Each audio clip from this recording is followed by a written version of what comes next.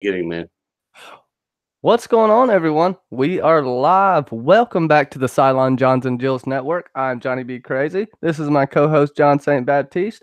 We will be covering, spoiler-free now, Season 2, Episode 11, Resurrection Ship Part 1, giving some in-depth insight, some stuff maybe the Jills didn't cover on Friday, and we'll also be giving you a teaser for Season 2, Episode 12, Resurrection Ship Part 2, and there's our gratuitous Starbucks shot. How are you doing today, John? I'm doing well. Thank you for asking. Uh, it was a busy weekend at work, so it's nice to kind of relax now. Yeah, we And get to not relax chill. because I have so many things to do today, but I can lie. Well, we run around like chickens with our head cut off. The Cylons have an agenda, and if we don't work hard, we can't take over the world. So, Yeah, no lazy salons here. it's a catch-22. Even if we try to be lazy, like when we go to sleep, our programming just takes over, and we'll be off sleepwalking doing our duty. I said duty. That's right. Duty. And how is everyone doing today? Mackenzie L. Burns, Amy True, how are you? Bobby Catalano, Clarissa Thompson, Julianne89. Special shout out. How are y'all today? When y'all are rewatching this, I know y'all are ready to watch part 2. You did really well Friday. Covered a lot. We got the hashtag enter my body. We got off a little bit on a tangent. Had a fantastic time though. Go check out that stream for sure. I'll have it linked at the end of this after it uploads. So, John, to start off, give little people time to come in. What was your favorite moment of this episode? My favorite moment of the episode is the very ending. I love how everything's shot. We covered this a bit on Friday during our few moments of seriousness. And honestly, it was really cool. It's a really dark episode, so having so much humor during our stream was really good. It, kind of kept everyone from getting all dark and serious. But the very ending, when Dama's giving his assassination orders and Kane's giving hers, and they're going back and forth between how their two of them are giving their orders, I think it's just really, really, really well done. It's almost a mirrored situation in a sense, and we can kind of get into their two different styles. Kane was really concerned about them spending all their time on, as she would put it, morality, which I would argue that without morality, what is humanity? We've seen the worst, we've seen the best of humanity. I can't tell you whether Kane is good or bad. Right now, you don't have the best opinion of her, but I can tell you this.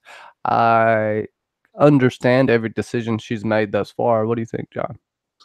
Yeah, I agree with you completely there. And that's kind of what I was trying to bring up on Friday. Like, I don't necessarily agree with the way she does things, but I can understand where she's coming from, especially given her mentality, given the way she thinks, given that she's a career officer. That, to your point earlier, you said almost like a mirror. I would say almost like a funhouse mirror. Better point. Like because they reflect each other, but it's different. You have the funhouse mirror. It's like bent, so it makes you look different or whatever. And also I personally felt that what she said was a misuse of the term morality, because at least in my view, it's always been morality is the difference between right and wrong. Ethics is how you go about doing it. I always joke that I'm a very moral person. I don't have a shred of ethics. See, you could almost argue as well that Kane shred of ethics. Throwing in the jab at yourself there, John. But you can almost argue that Kane and Adama, if they were to switch places, they may not be alive today. Each one seems to have been suited for the situation they were put in. I don't know if Adama could execute someone for not following an order. Not saying that it shouldn't be done, because her situation, Kane's situation, was a lot more stringent, a lot more stressful than Adama's was. Not taking anything away from the Galactica's situation, but she was in the middle of a serious firefight, basically on the planet. Didn't they have to take off from planet? Did they come off Caprica too? They took off from the space yard outside of Airlon, if I remember correctly. They were in for repairs, and there was a skeleton crew on the ship, and so when the attack came, the ship was getting worked on, and they were just like, "Hey, let's bugger out of here now." And so it was just the skeleton crew. Half the crew was on shore leave. That's why, even though the Pegasus is like, bigger and all that, that's why it's so empty. Like, that's why a big part of the reason that she needs to commandeer a crew is because they just jumped out. She was like, "Hey, let's bugger off," And she is looking at this in an extreme sort of way. Now, we kind of find out this episode, she's seemingly been picking and choosing who she takes with her and taking supplies from people that may need them. Now you can argue that this is survival. Only the strong survive. You could go with a whole Darwinistic approach, which I think she is taking, right, John? Yeah, entirely agreed. Yeah, and there's also the fact that she has the mentality that Adama had during the miniseries up until his little heart-to-heart with Rosalind, where she appeals to his greater humanity. Like, he wanted to bring the war to him. He wanted to keep it going. And she never had that voice that said, "The war's over. We lost." No, she never had any sort of voice. I'm sorry. No, go ahead. I was just agreeing with you. She hasn't really had any sort of voice. She's been the only strong leader that we know of in that situation. Everyone else seems to be a follower. Yeah. Yeah, and also, to the point of people who are Kane haters, I don't know that she would have listened. If somebody were like, "Hey, we lost the war already," I think Adama's a little more reasonable, just a wee bit. Yeah, for sure. Pressure and stress make people. I mean, it really rips people down to their core, what they truly are. She may have not been so crazy, or crazy is a relative term here, right? She may have not been so fervent, but she wants this revenge tip. She's a lot like Starbuck in a sense, to where she's very focused on wanting to go on the offensive and not just surviving. She wants to thrive. And that's one thing you can give her credit for. Dama and the Galactica, they haven't really took a chance to attack except one time with Sharon, the boomer ship. Can't remember what it's called now. The Base Star? The Base Star, that's it. And, seemingly, according to Kane, they've been taking the fight to them the whole time, or at least trying to. But their plan didn't seem like a very sound one. Didn't seem like they, that's something that'll throw you off. The plan, like Starbuck instantly threw a hole in the plan, and she was right. So, begs to question, what have they really been doing? I know they've been trying to fight, but they've just been spinning their wheels, John? Or can you even tell me? Ha! Well, honestly, what you just said really resonates with what Starbuck said last season when she and Hilo were stranded on Caprica, and they were talking in her old apartment. And she says, everybody's fighting to get back what they had. I'm just fighting because I don't know what else to do. Yeah. You know, and I think that's kind of one of the reasons that Starbuck identifies with her. Now, I don't think I think the old man gave her an order, and she's going to follow it because she loves the old man, like that's her dad or her surrogate dad. You know what I mean? But Yeah, on the same note, I think that's why she identifies with her. Like I do think that's a big part of Kane's character. She keeps fighting because she doesn't know what else to do. yeah, and what counsel she does have is kind of meek. Um, I guess we'll move on just a little bit to get back. The Resurrection ship. We kind of find out what it is. It's full of sixes, and you know, Who knows what? Rosalind makes this joke that she wouldn't mind waking up in one of those gorgeous blonde-haired beauties, and the Jills played with this a little bit. Could Rosalind come back this way? It could just more than likely just a joke, but hey, you never know. It's thrown in there. And is there anything you can tell us about the sixes on the Resurrection ship? Well, we know that when a Cylon dies, they download into a new body.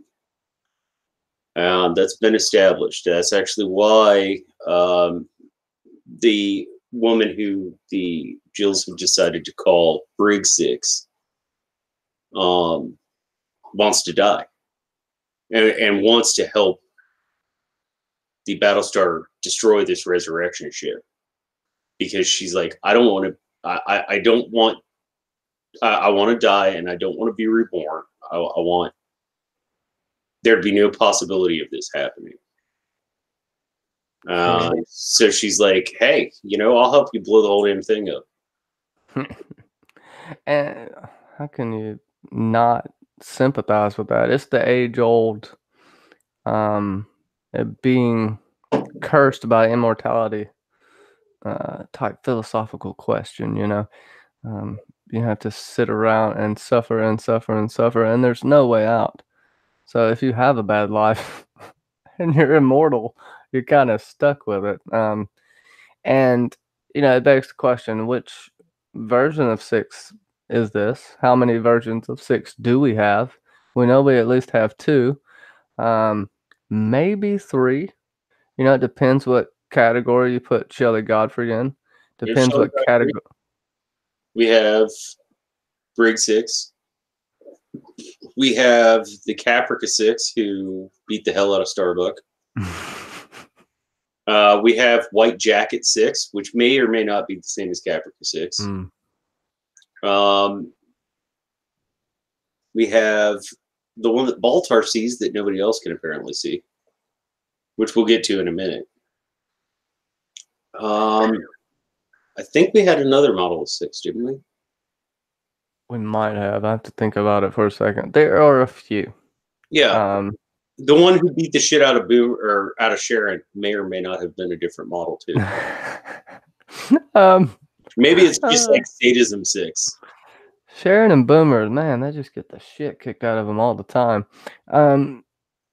That is a good segue, though. We go to Baltar's headspace, and he decides to not really be there anymore. We were talking, he's pretty much accepting his reality in a sense, and whatever he has used that space for, he seemingly is done with it now. It served his purpose. Not six, but the space itself. And a little backstory note, they were having problems shooting there because of the Olympics coming to Vancouver, right? And the construction noise and the neighbors were loud and all kinds of people were shooting at the same time. And also it just kind of called for it in this sense. When good TV shows happen, great TV shows happen, things just fall into line. You can't force something to be great. And sometimes things are great, not necessarily by accident, but it's how you roll with the punches. Man, they definitely roll with the punches here. And I'll shut up now and let John talk. Ha! Oh no, yeah, they it's almost serendipitous because they kind of wanted to get out of that spot. They really wanted Baltar's character to get out of that spot. And at the same time, all this comes up. So it's like, hey, we'll just quit shooting here. By the way, that's a gorgeous house. It actually still exists. I would love to live in that house because it's all about the view, man. The view's really good. Yeah, it looks a little. It's a little too sanitized for my tastes. I'd have to cover it in bookshelves, but maybe put a coffin in the corner. You know, whatever. A coffin in the corner, of course. Which, oh my God, do you know how much of a bitch it is getting a coffin across country lines? And then even trying to take it upstairs. Man, I envy you, John. But not that part. The customs and shit. Are you declaring anything there? Yeah, Mackenzie or Southside made a good point. Movie Theater 6 may be a different one.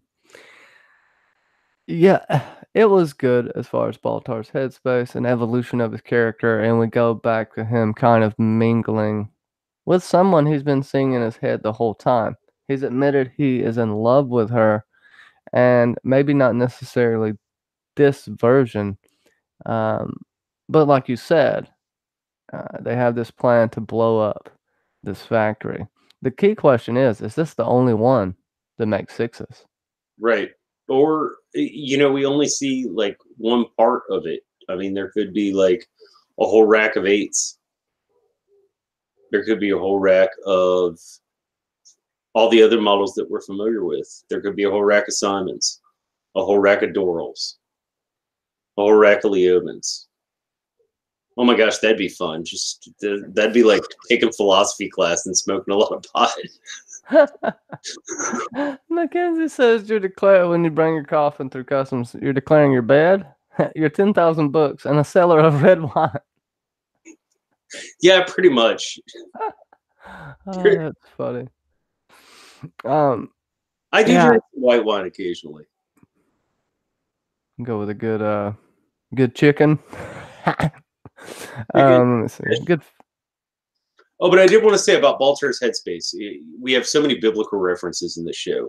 They talk about and it makes me think of I want to say it's Corinthians, 2 Corinthians. When I was a child, I thought as a child, I spake as a child, I acted as a child. Now that I'm a man, I put my childish ways behind me. Like, I do kind of think that's where Baltar is.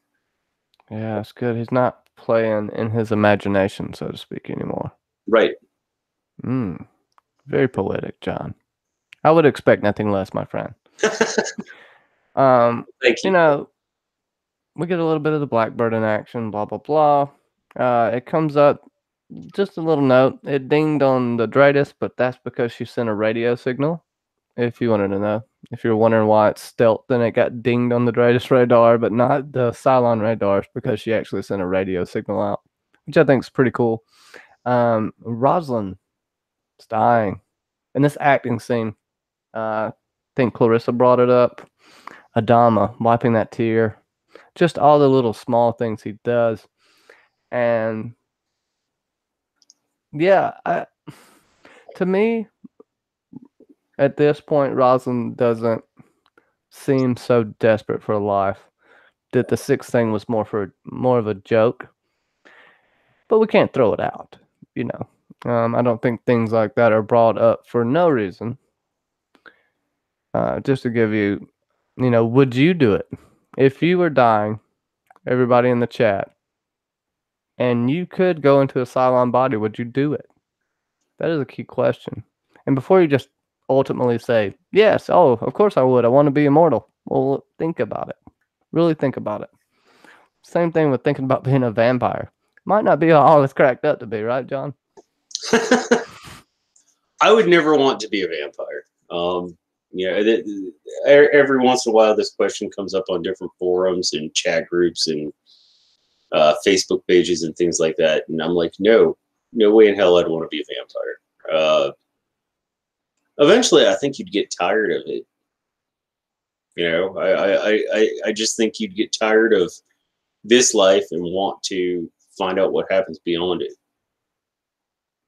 And I think not being able to do that and believing in God, but not being able to die. Now, that's a hell of a conundrum. Yeah, I want to give a hey to Terry T. How you doing, Terry T? Sorry. I don't think I'd like that. You know, it's like blood, sweat, and tears song. And when I die and when I'm gone, there'll be one child more in the world to carry on. Like you know what? Hey, I'll pass this world on to you, and I don't have to fracking deal with it anymore. That's funny. No, I completely agree with you. It'd be a tough choice, right? You'd want to know whether or not if you could control how much you can control your fate would be a good question to ask.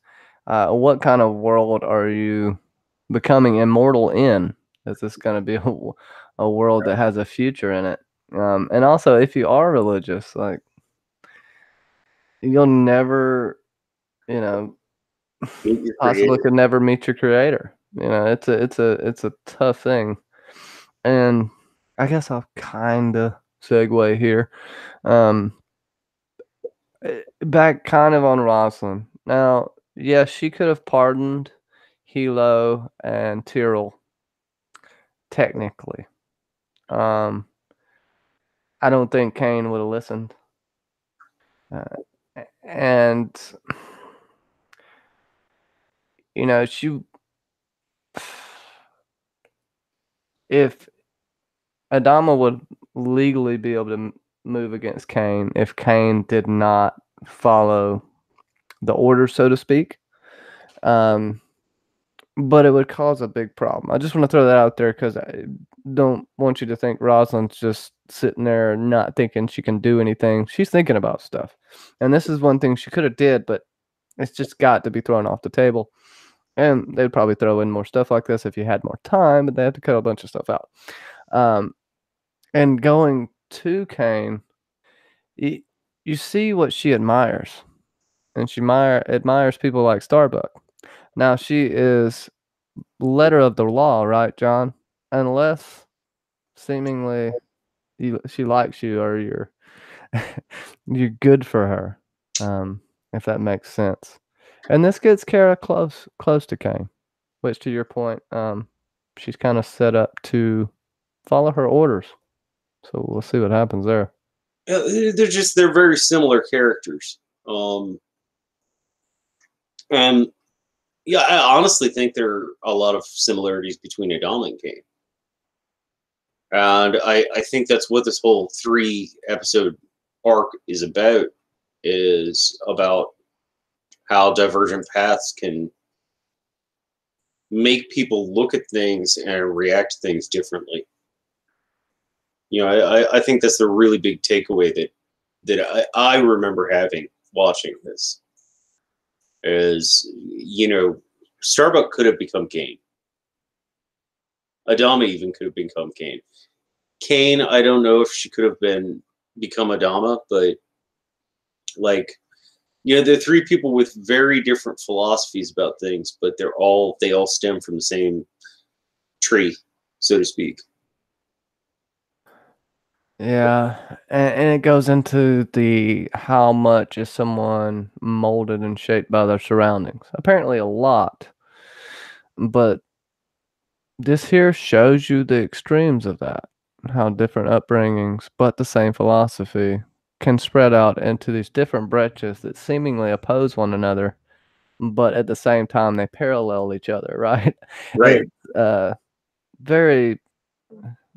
It's kind of tragic. What's up, Dexter's mom? How are you doing? I don't know. Yeah, what do you think? Hi, Dexter's mom.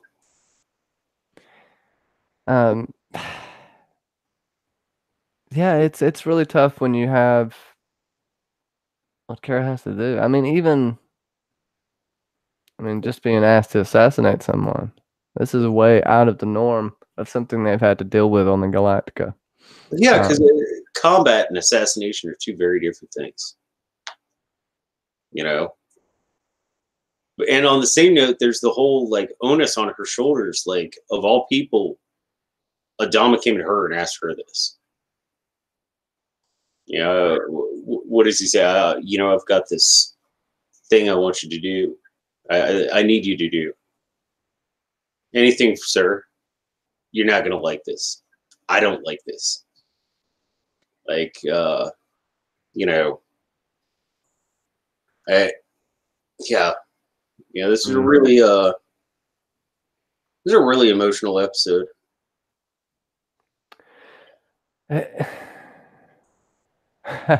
Or I guess an emotional trilogy. You know what I'm saying?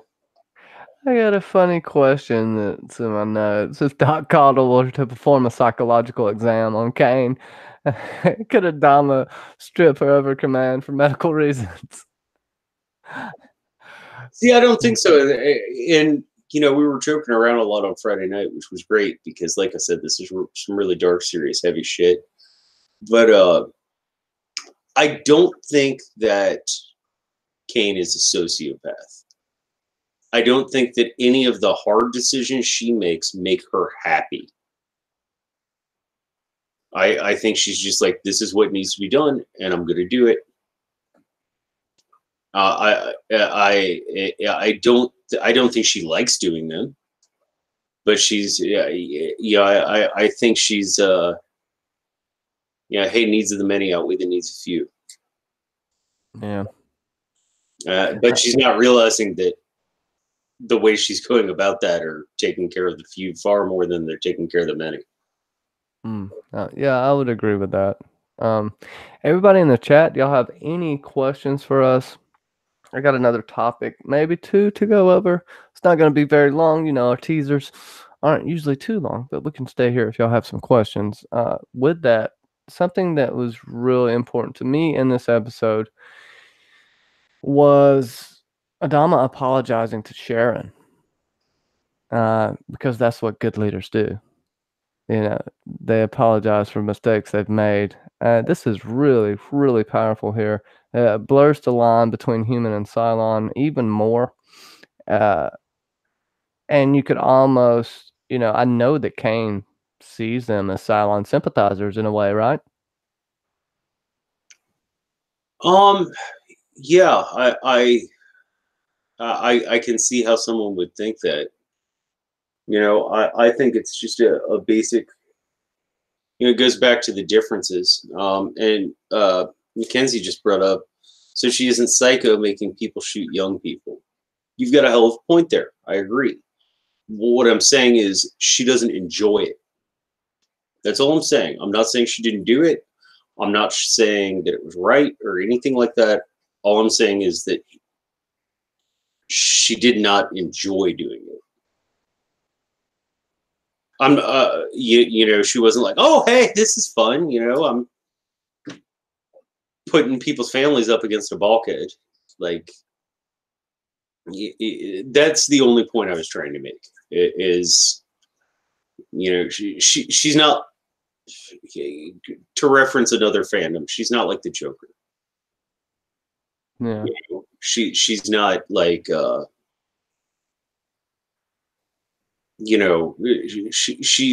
she's not doing this for fun or out of enjoyment. She's not getting any pleasure out of it. For her, it's just absolute like survival technique. So I said hashtag Kane as a Bolton. Yeah, just reminding everyone that it's spoiler free. Nobody's did any spoilers yet, but I just want to throw that out there and remind everyone. I have to keep kind of saying that because I even forget myself, and then we'll get y'all to talking in the chat, and then I'll screw everybody over because I'm not paying attention. But yeah, that's Dexter's mom. Yeah, in her mind, it was rational and necessary. That's right. She could have had severe PTSD, Dexter's mom. You think Kane had severe PTSD or has it at this moment, John? I definitely think it's there. And I think this is her way of dealing with it. is just once again going back to we've got to keep fighting, we've got to keep fighting, we've got to keep fighting, we've got to keep fighting. This is the only way we're going to do anything. This is the only way we're going to survive is to fight back. But you know, the reason a fox is like a symbol for being clever is because they'll play dead. Or like a mom fox, if her kids are at risk, will like pretend she's crippled to get another animal to chase her. Mm-hmm. Like coyotes, one will play dead while the other one ambushes something that comes up to Yeah, them. It's there. yeah, Oh man. and you know, I think she's thinking more like you know, like a corner rat. All right, any type of animal, because I'm gonna go on the offense. it would almost be impossible for her not to have some sort of PTSD. I mean, everybody. I think Everybody in the flick, everybody left alive has it. Yeah, You know, it's just to what degree. Hers would be seemingly severe, in my opinion. How much that affects her decisions is hard to know. You know, she's seemingly almost on autopilot. I wouldn't say she's not thinking about her decisions, but she may be casting aside the, what would you call it, the consequences of her actions for the short term. yeah. Well, we were talking about that the other night, like her going up against the Galactica. Like, this isn't like straggler ships. This is 40 ships that have been going for 6 months with a fully armed, dilapidated but fully armed Battlestar. Mm-hmm. And I believe it's 41 ships. Like, you're not going to be able to pull off what you did, like picking up stragglers and doing it. Like that method of leadership can't work forever. That I think she's painting herself into a corner. Yeah, nobody puts Baby Kane in a corner. Jimmy, I'm glad you were able to come out, and we will see you soon. Yes, tomorrow they'll be talking American Gods, so go check that out on John's channel for sure.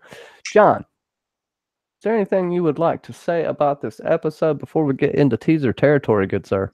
Oh, this is a good episode. I know the other night Kenzie said she felt like it was filler, but I think you need all 3 parts to tell the entire story.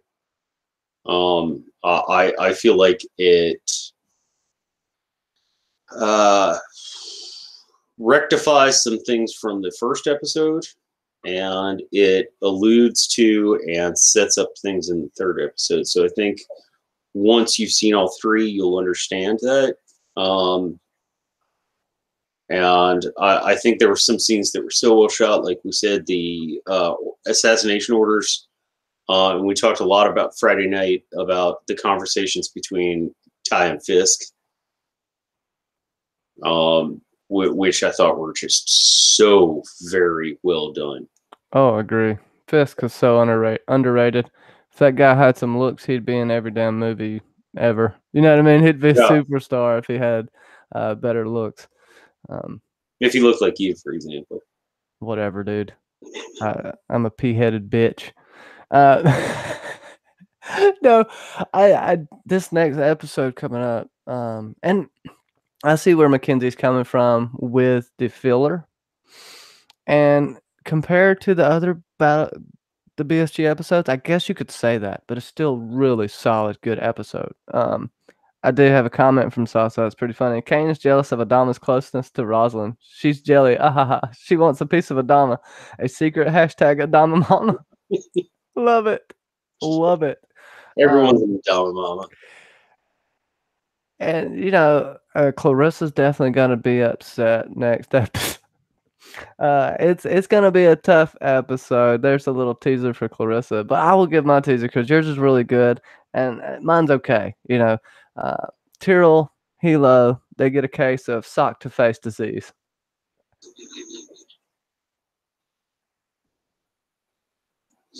Sock to face disease is awful. Oh, mine is. At first, I was afraid. I was petrified. That's what y'all get. Oh yeah, Mackenzie, sock to the face. Trust me, you're gonna be like, holy shit. That's all I got to say about that. With that, y'all need to check out, if you haven't yet, catch up on BSG, and don't go past where we are. Battlestar Galactica Season 2, Episode 12, Resurrection Ship Part 2. John, where can we find you at? I know that you're doing a few things now, and you're almost as busy as me. Well, I'm at my channel, John Say Baptiste, which I put up a video every week. Right now, I'm working on getting through Game of Thrones breakdown track by episode. That'll episodes or weeks. Season 6 will be coming out tomorrow. Also, I'm going back to putting out midweek music ear candy. I'm not sure if I'm going to do that tomorrow or Thursday, but I am excited about that because it's kind of what I started my whole channel about, is people share music with each other, and it's stuff that people share with me that I can share with everybody else, which I love. And of course, myself and Amy True are doing American Gods breakdown episode by episode as it's going on. We do that every Wednesday because Wednesday is a very fortuitous day. And that will be coming up at 4:30 Eastern tomorrow. So I'll be putting out a bunch of stuff tomorrow. I hope you don't get oversaturated with me. Yeah, I mean, and then John's gonna be on my channel, and it's gonna be an awesome nooners of locations and lore. It should be coming out Thursday, hopefully on time, but it's gonna be the Iron Islands, all of the history and lore, the Storm God, the Drowned God, the Sea Stone Chair. Oh, so many and more things to talk about, and definitely Euron Crow's Eye. Peter Griffin, what is up, man? Hey, wait, Huggin, Munnin, but let's not forget about our good friend Huggin. I'm confused. Oh, never mind. That's American Gods reference. I get it now. Hunin and Munin.